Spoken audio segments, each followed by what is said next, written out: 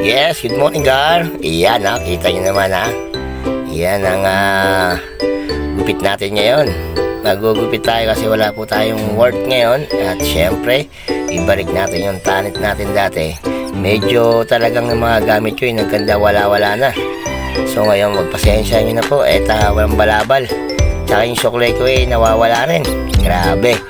Pero nagagawa natin ang paraan yan. Siyempre, barbero tayo dati. Ayan. Kita mo naman nakadamit pa yung Gar. Mamaya kakati na yung Gar, maguhubad na yung Gar. Pati pulbos Gar, wala Gar. Yun nagubad na Gar. Ay, kati na Gar.